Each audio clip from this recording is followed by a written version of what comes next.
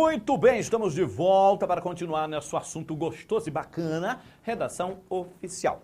Conforme vimos anteriormente, você não pode escrever do jeito que você quiser, você precisa obedecer a certas características da redação oficial. Começando falando sobre a impessoalidade, que implica afirmar que não há espaço para opinião, para impressões de caráter pessoal em redação oficial. E em seguida começamos a falar sobre o uso do padrão culto de linguagem. O que acontece? Começamos a chamar aqui a atenção para o fato de o uso do padrão culto não significar necessariamente um texto complicado, um texto complexo. Na realidade, o uso do padrão culto significa apenas que você, no caso, deve ter cuidado com o léxico, com o vocabulário utilizado. Deve ser um vocabulário padrão, vocabulário que todo mundo usa, que todo mundo entende. Vale chamar a atenção para um detalhe. O Manual de Redação da Presidência da República, ele afirma o seguinte: a redação oficial, ela deve ser acessível, ela deve ser inteligível, deve ser entendida por todo e qualquer cidadão brasileiro, naturalmente que saiba ler. Mas enfim, todo mundo tem de ser capaz de ver uma redação oficial e entender o seu conteúdo. E você já está pensando em determinadas coisas que você já leu por aí, meio tenebrosa, cheia de latim ou coisa assim, não é? Pois é, na prática pode acontecer de as pessoas não seguirem, no caso, essas recomendações. Mas, para a sua prova, vale a linda teoria do Manual de Redação da Presidência da República. Na teoria, linda teoria do manual, todo e qualquer cidadão deve entender uma redação oficial. Por isso você deve escolher bem o seu léxico, deve escolher bem o seu vocabulário. Deve ser, no caso, um texto simples, mas preciso, objetivo. E falamos então que você deve evitar, não se deve utilizar nem regionalismos, nem gírias, nem jargões técnicos, que são aquelas frases feitas. Veja, o manual, ele sugere a você que você seja objetivo, vá direto ao ponto. Por exemplo, está respondendo a uma correspondência que você recebeu, não precisa usar aquela frase feita. Tendo em nossas mãos, ou então acusando o recebimento do ofício tal, não precisa. Essas frases feitas, essas estruturas já prontinhas, pré-fabricadas, tchau para elas. Seja objetivo, você está respondendo? Então diga logo, em resposta ao ofício tal, informamos, pronto. Não, professor, não vai ficar assim meio indelicado, não? Não, não vai. É uma questão de objetividade. Quer pedir alguma coisa? Peça logo. Solicitamos a vossa senhoria. Se porventura você achar que é um assunto sensível, você pode iniciar explicando o contexto que gerou, no caso, aquela solicitação.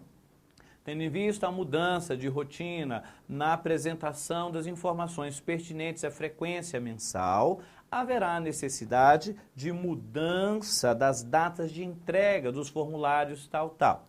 E aí você vem. Diante disso, solicitamos a vossa senhoria que a partir de tal data as comunicações sejam entregues. Ou seja, você pode até motivar, mas seja direto, não fica dando muita volta. Fuja dessas frases feitas, fuja dos chamados jargões técnicos.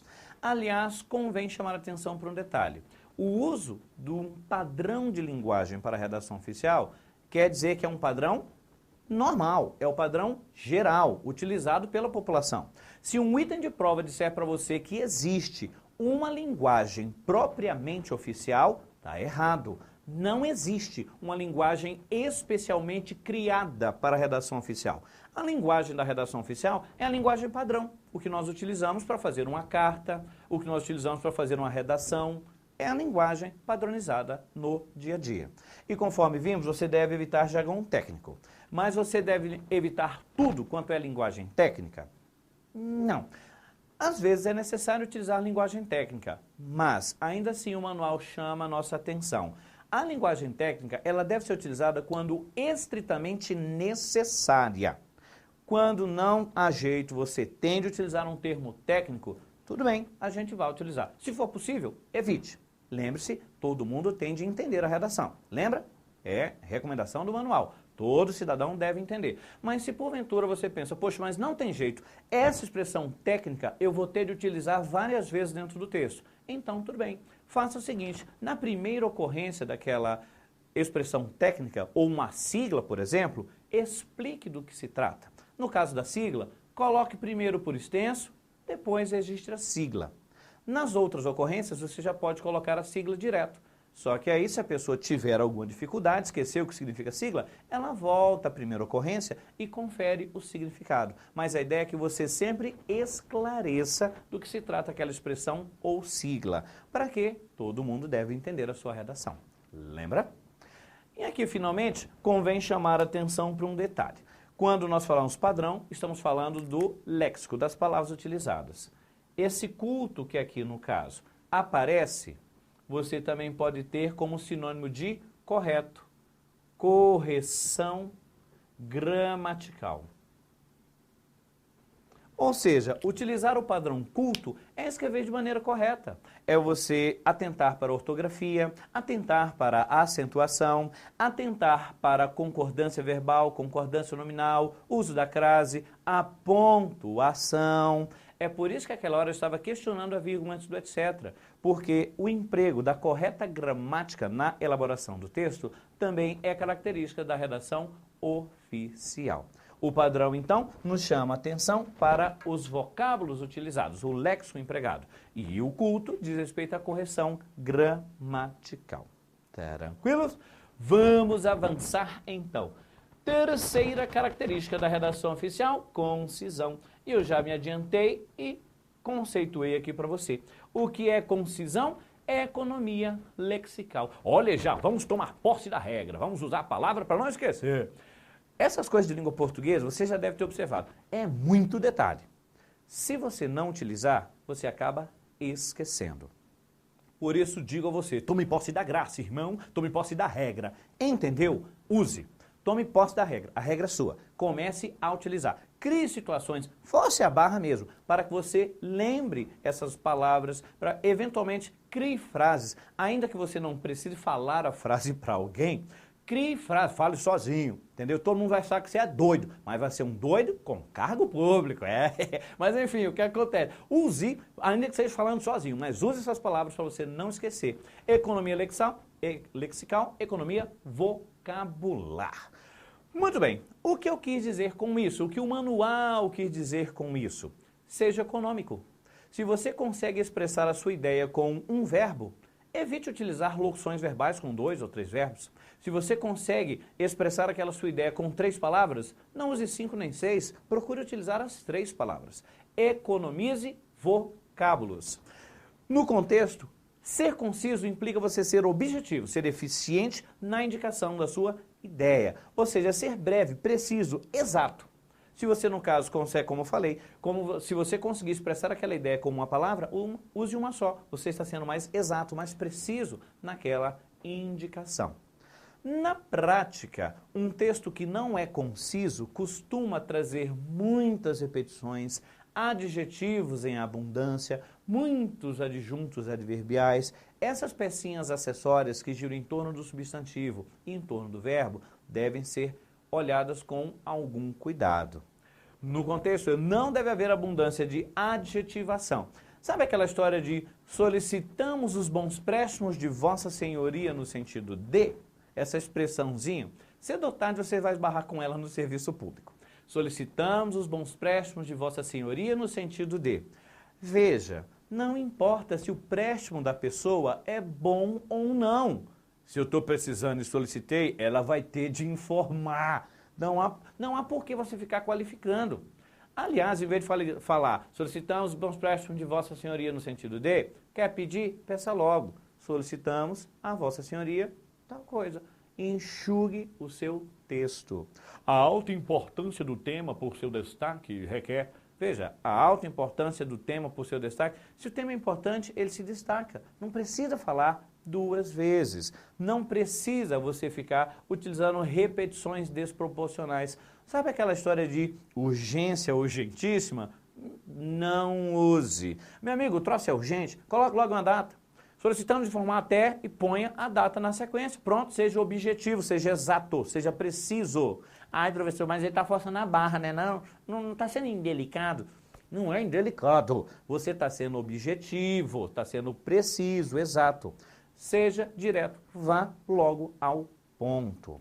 Da mesma sorte, não precisa você ficar com pormenores excessivos. Pensa na situação, quebrou, a impressora parou de funcionar. Aí lá vai você pedir, alguma providência, tá? Vai montar um memorando. A impressora desta unidade tem apresentado problemas de impressão. Lógico, ela vai ter problema de quê? Da fala. Mas aí você continua. Eventualmente, o papel sai amassado do aparelho. Às vezes, ele fica preso no interior do aparelho. Em algumas ocasiões, as letras A, E e F saem falhadas. Meu amigo, estrupiou, afolosou, quebrou, basta dizer isso. A impressora desta unidade tem apresentado problemas, ponto.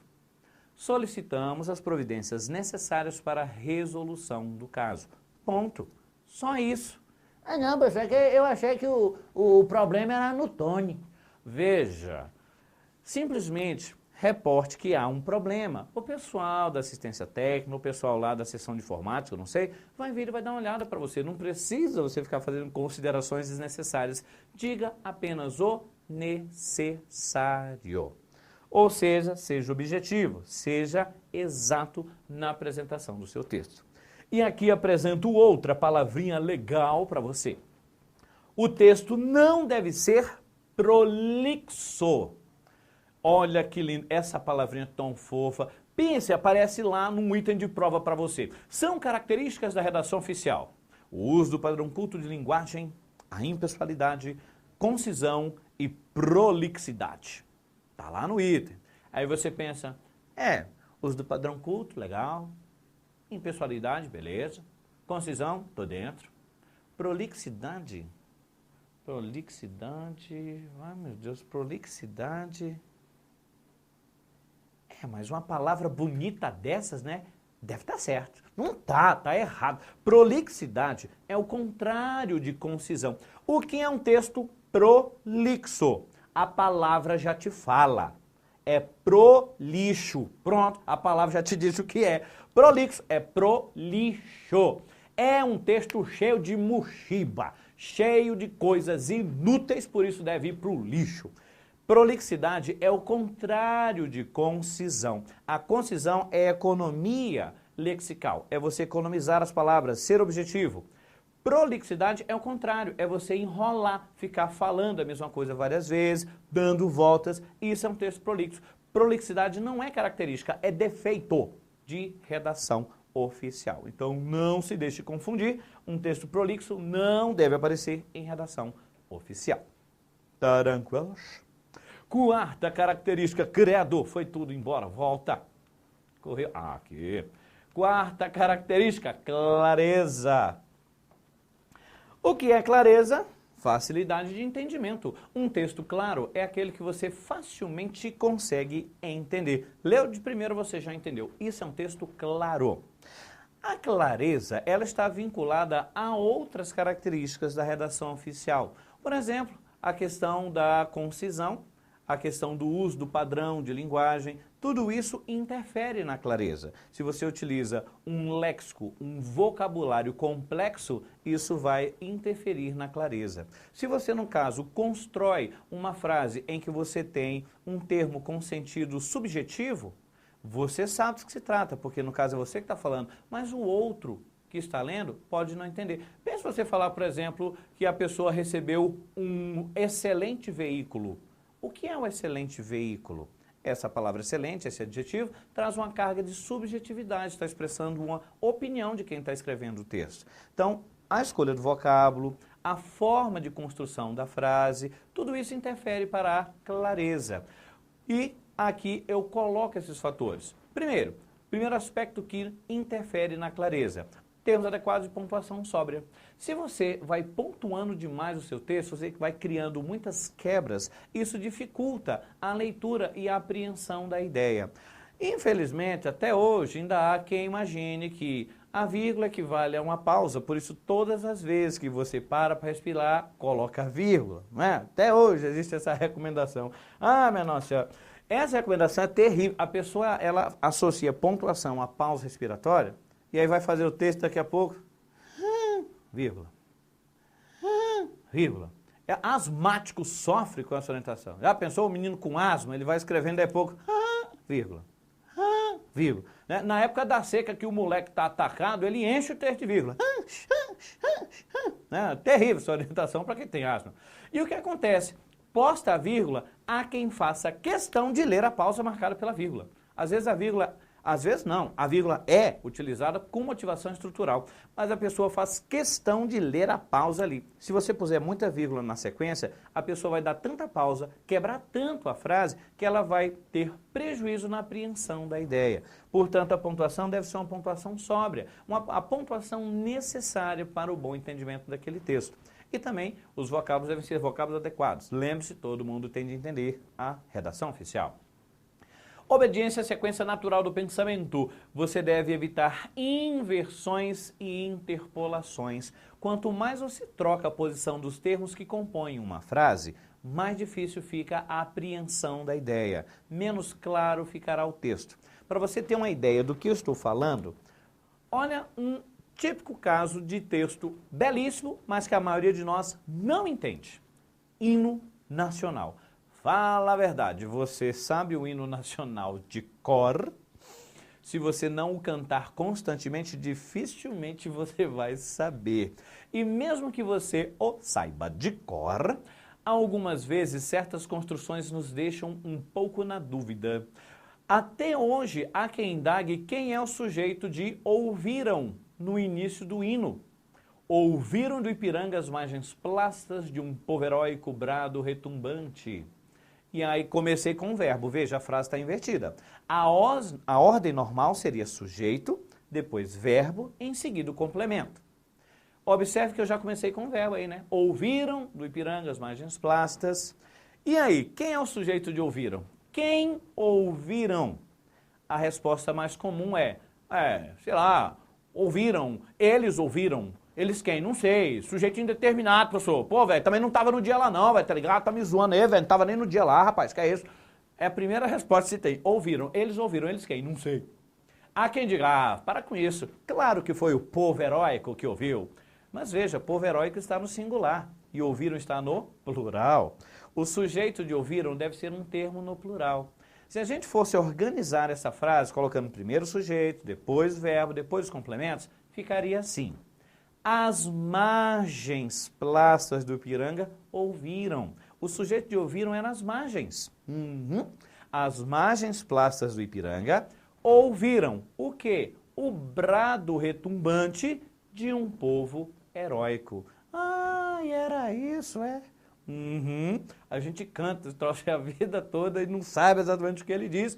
Por quê? Inversões. O texto é muito bonito, mas ele é todo invertido. Por isso a gente acaba perdendo a clareza do texto. É justamente isso que o manual, no caso, vem dizer. Não faça isso. Não tenha, no caso, grande quantidade de inversões e interferências na construção. Quanto mais invertido, mais interpolado é o texto, menos claro ele ficará. A forma de construção, a sintaxe do texto está intimamente ligada à clareza. Aliás, leve isso também para a sua redação, a sua dissertação na prova. Evite períodos demasiadamente longos, evite inversões e interpolações dos termos, porque isso de fato dificulta a clareza. Não é errado inverter, só que se você inverter demais, você vai acabar prejudicando a clareza do texto.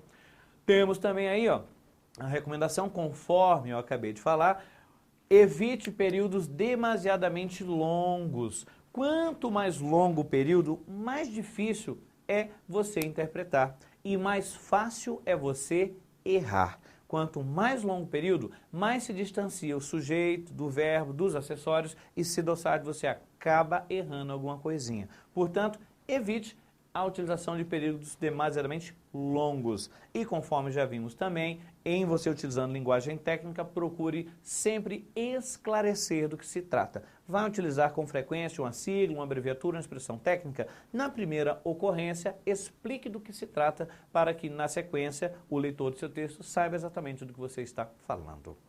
Tranquilos até aí? Beleza? Número boa.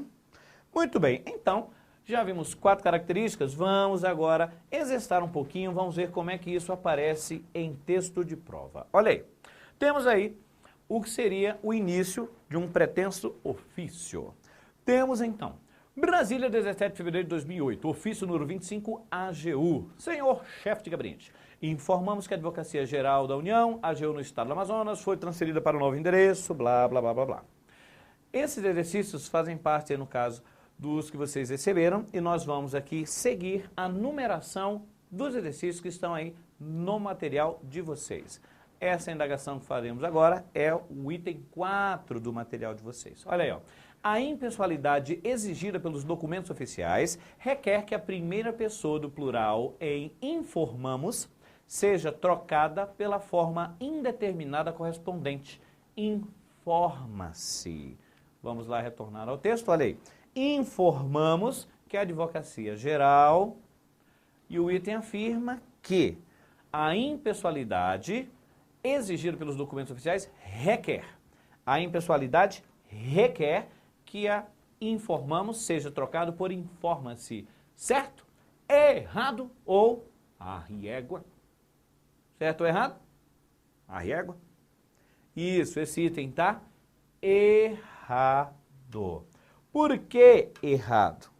Lembra que nós falamos que essa forma informamos é uma construção tradicional?